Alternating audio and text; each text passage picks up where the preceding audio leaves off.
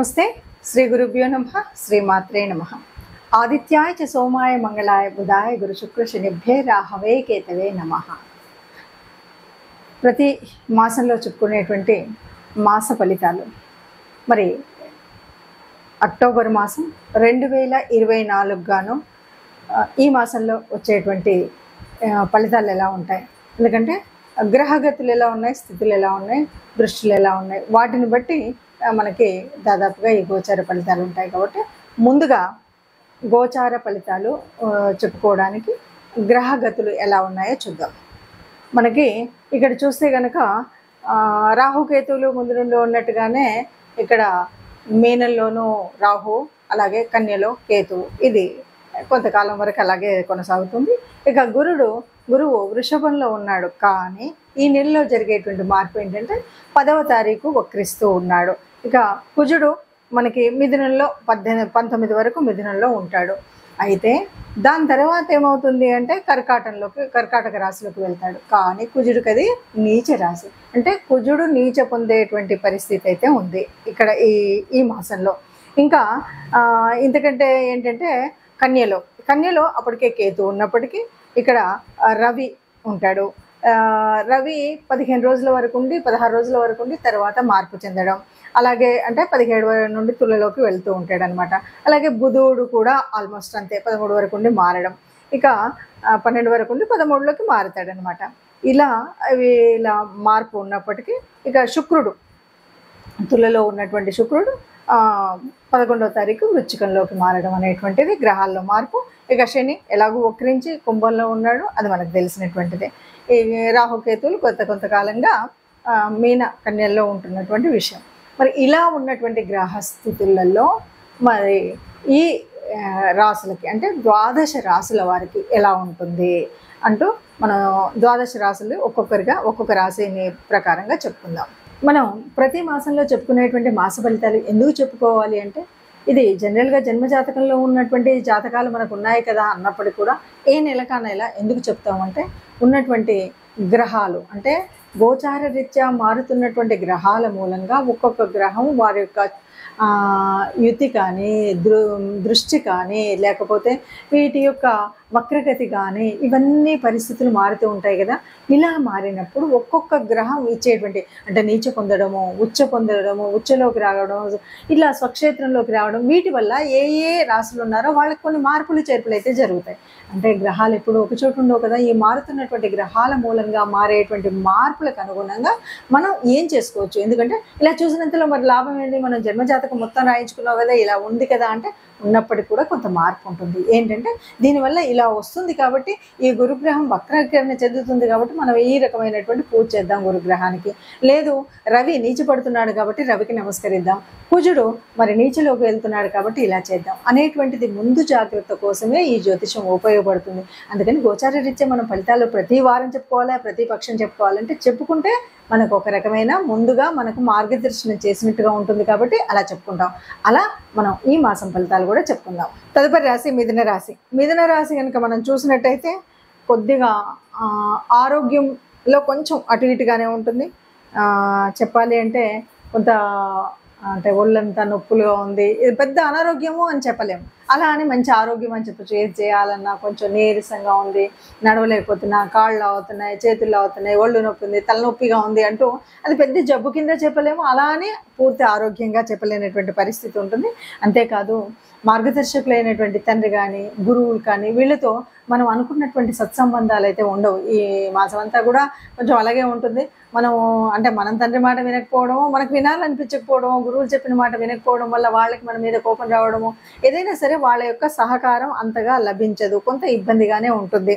అయితే ఎవరైతే ఏదైనా పరిశోధనా రంగంలో ఉన్న వాళ్ళైనా, ఏదైనా ఇన్వెస్టిగేషన్ ఒక రీసెర్చ్ లాంటివి చేసేటువంటి వాళ్ళు, డయాగ్నోస్టిక్ సెంటర్స్ అంటారు కదా, ఏదైనా కనుక్కునేటువంటి ఉంటుంది కదా, ఇలాంటి వాళ్ళకి మాత్రం చక్కగా మంచి దాంట్లో చక్కగా ముందుకు వెళ్ళేటువంటి పరిస్థితి అయితే ఉంది.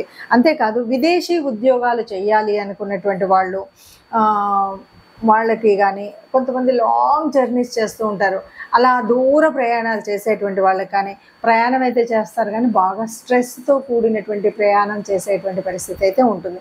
బాగా స్ట్రెస్ ఉంటుందన్నమాట. ఇందాక చెప్పుకున్నట్టు అనారోగ్యం అంటే అనారోగ్యం ఉండదు, కానీ ఏదో ఒక రకమైన స్ట్రెస్, స్ట్రెయిన్ ఇదైతే కనిపిస్తుంది.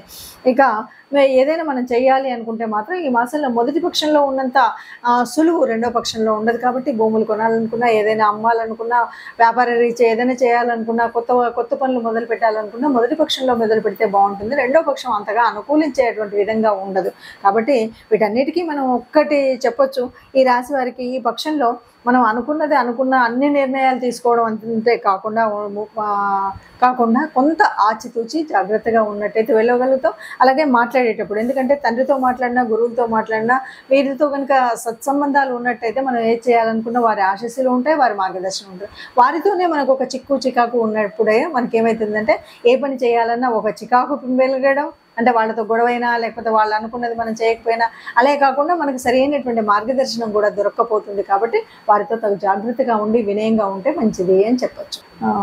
ప్రస్తుతం మనం చూస్తున్నట్టుగా ఇప్పటి వరకు విన్నటువంటి గ్రహస్థితి మూలంగా ఒక్కొక్క రాశికి మనకు ఇలా చెప్పుకుంటూ వస్తున్నాం కదా. మరి ఇలా ఉన్నప్పుడు అంటే మనం అనుకున్నా అనుకోకపోయినా కొన్ని అంటే జాతక రీత్యా మనం మారుతున్నటువంటి, అంటే ఒక రకంగా గురువు వక్రించడం కానీ, తర్వాత కుజుడు నీచంలోకి రావడం కానీ, రవి కూడా అదేవిధంగా 15 రోజుల తర్వాత నీచ స్థితి పొందడం కానీ, ఇలా కొన్ని మార్పులు అయితే ఉన్నాయి. ఇంకా శని ఎలాగో ఉన్నట్టుగా ఉన్నాడు కదా, అంటే వక్ర దశలో ఉన్నాడు.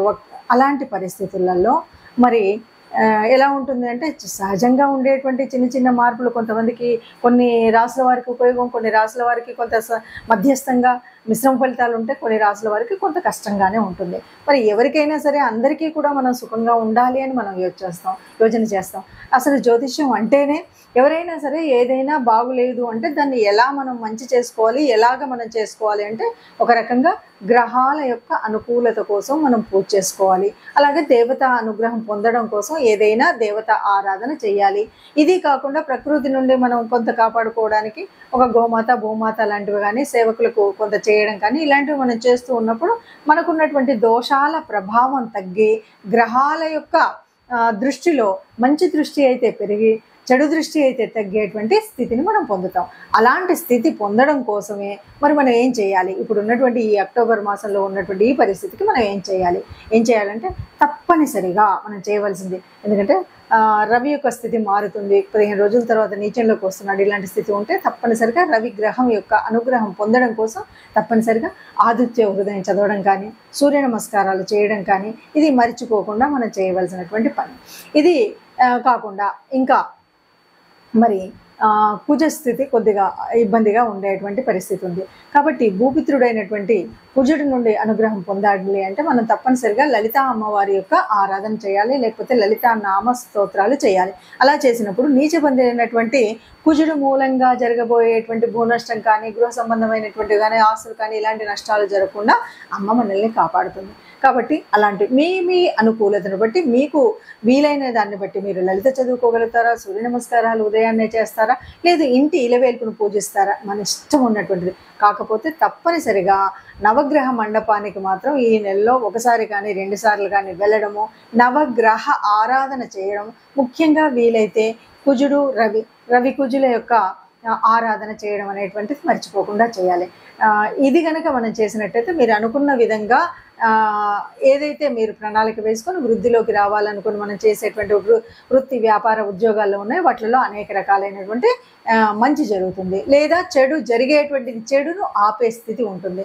కాబట్టి ఈ విధంగా ముందుకు వెళ్ళడం, అన్నింటికీ మించి మనం ఏ దోషం ఉన్నా ఇంకేది తెలియదో నాకు ఒక ప్రత్యేకమైన దేవత ఆరాధన అని కాకుండా కనీసం గోశాలకు వెళ్ళడం, ఆ గోశాలలో గోవులకు గ్రాసం ఇవ్వడం, గోసేవ చేయడం కానీ ఇంకేదైనా చేసినట్టయితే గోమాతకి గ్రాసం ఇచ్చినప్పుడైతే సర్వదోషాలు పోతాయి అన్నది మనం చెప్పేటువంటి విషయం. కాబట్టి ఈ రకంగా మనకున్న ఏ దోషమైనా సరే సరిదిద్దుకోవడం కోసం ఈ మాసంలో మీకున్నటువంటి పరిస్థితిని అనుకూలంగా మార్చుకోవడం కోసం నవగ్రహ మండపానికి వెళ్ళండి, గోశాలకి వెళ్ళండి. మీకున్నటువంటి దోషాలన్నీ పోయి అందరం సుఖంగా ఉంటారు. ఆ సుఖంగా ఉండేటువంటి అందరిలో మనం కూడా ఉండాలని ఆశపడుతూ సర్వే జనా సుఖినో భవంతు.